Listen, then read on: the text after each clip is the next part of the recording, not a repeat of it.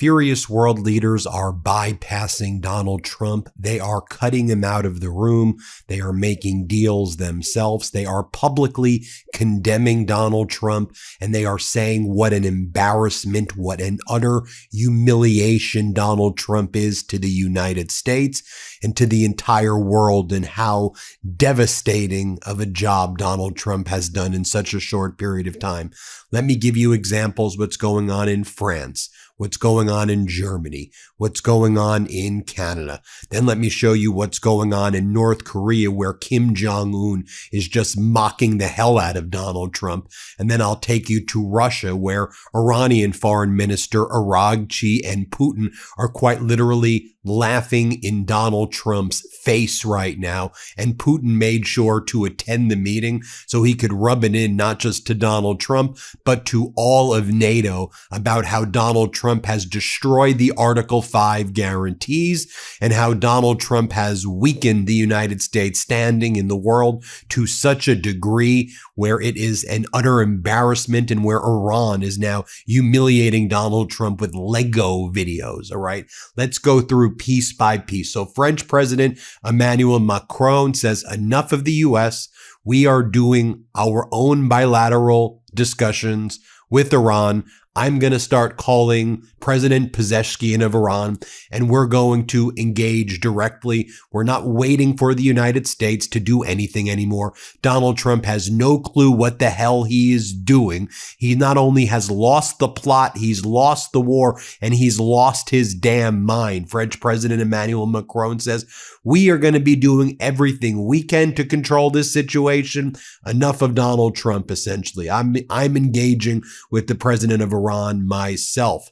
We also know that one of Germany's biggest defense manufacturers, Rheinmetall, has reported a sharp increase in ammunition productions.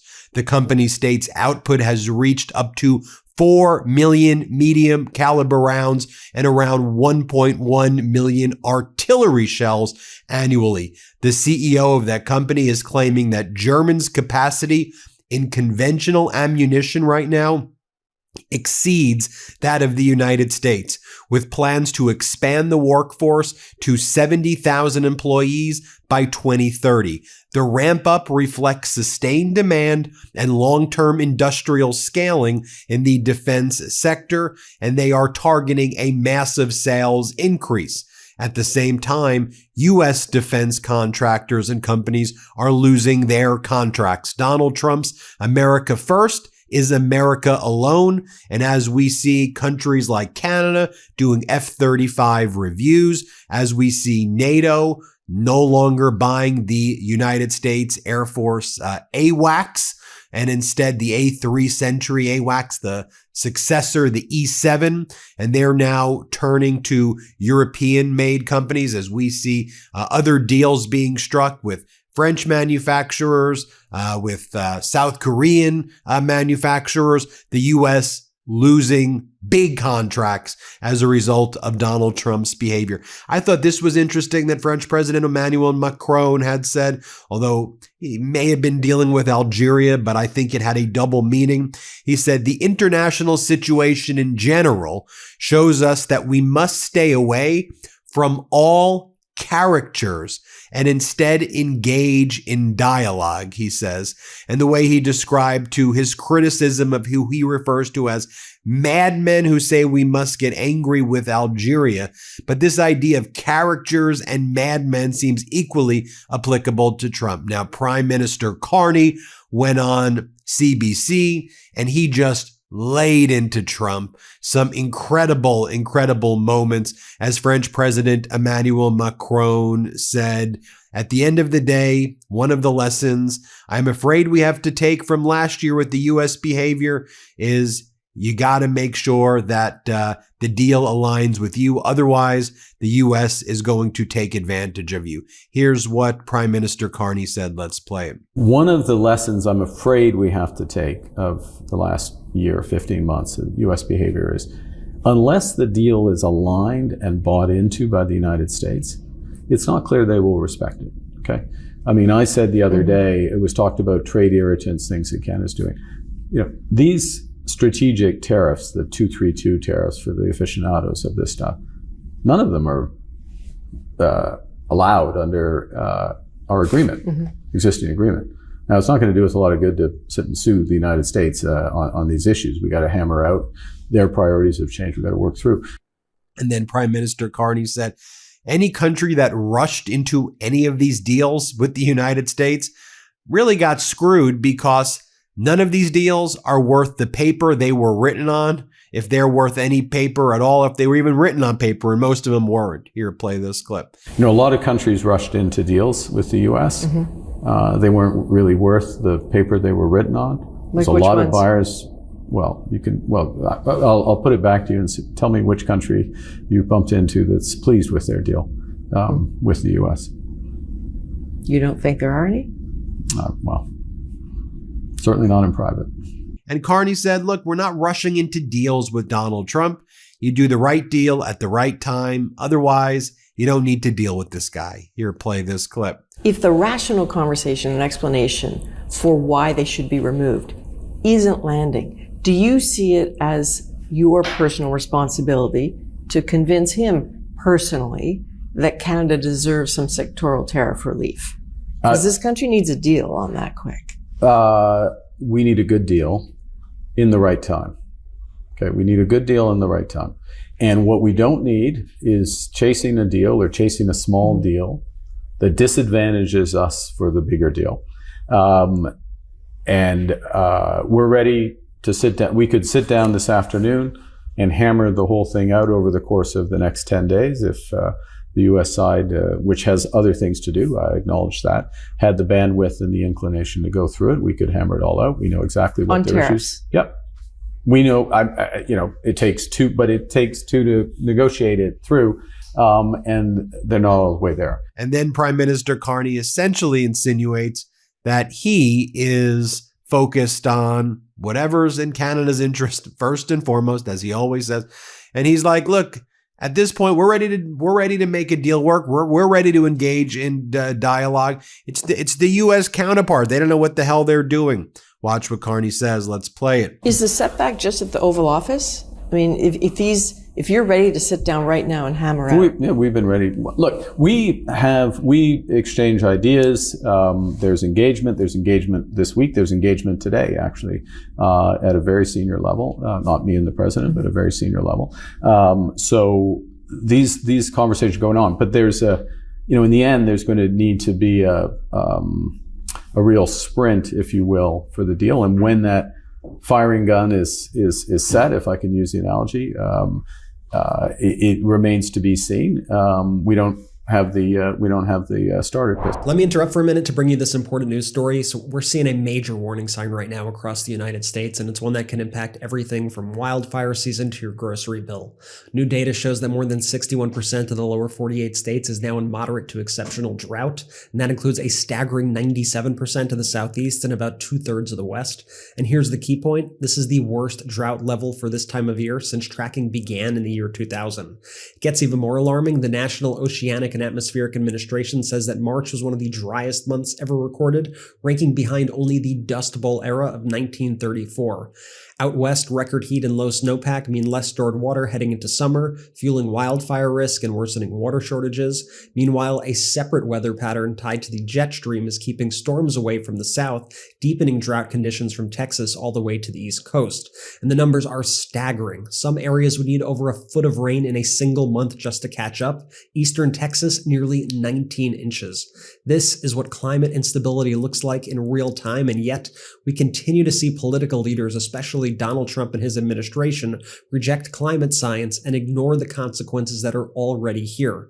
Thanks for watching. Now we need you to speak out. What are your thoughts on climate issues, on Trump's rejection of climate science, on our climate segments here at MeidasTouch? I want to hear from you. I'll be reading your comments. Okay, Ben, back to you. Which brings me to the Chancellor of Germany, the leader of Germany, Friedrich Merz. And Friedrich Merz is saying, look, I've become just utterly disillusioned right now with what's going on in the Strait of Hormuz. And he refers to just how deeply unserious the U.S. and Israel were in one notifying the world of what they were going to do and then lying and saying that they had solutions and this was going to be a few days. And it's just lie after lie after lie. Watch what Merz has to say right here. Play this clip. Was den Iran betrifft, as far as Iran is concerned, yes, I have become disillusioned with that by now. And that is simply because the United States of America and Israel had assumed right at the beginning that this problem would be solved within a few days. And today we have to realize that it has not been solved. That is why we, on the European side, also want to make a diplomatic effort to find a solution. I have pointed out that for some time now, diplomatic efforts towards Iran have been taking place again from Germany as well. We are coordinating closely with the American side on this, but we also state that we have our own European ideas on how to reach a solution to the conflict. I hope we succeed, but I am not sure. And then earlier in the day, Friedrich Merz also said, it should be very clear to all of us, America has no coherent strategy at all, like no strategy at all what they're doing. Play this clip. It is quite obvious that the Americans have absolutely no coherent strategy whatsoever. And the fundamental problem with these kinds of conflicts is always the same. It is not enough to simply get yourself in. You must also figure out how to get yourself out again. We witnessed that reality quite painfully in Afghanistan over the course of 20 long years. We saw the exact same thing happen in Iraq. So this entire situation is as I have mentioned previously, at the very least, it was ill-considered, and I really do not see at this present moment which one you mean. What strategic exit the Americans are choosing now, especially since the Iranians are obviously negotiating very skillfully, or for that matter, very skillfully not negotiating, and making the Americans travel to Islamabad and then letting them leave again empty-handed. A whole nation is being humiliated there. By the Iranian leadership, especially by these so-called revolutionary guards. As Europeans, we have also extended an offer stating that we are prepared to assist in ensuring that the Strait of Hormuz is reopened just as soon as these hostilities have finally come to an end. Furthermore, we have offered to dispatch specialized minesweepers from Germany to clear that vital strait of all its mines. After all, it has quite obviously been mined, at least in some significant part.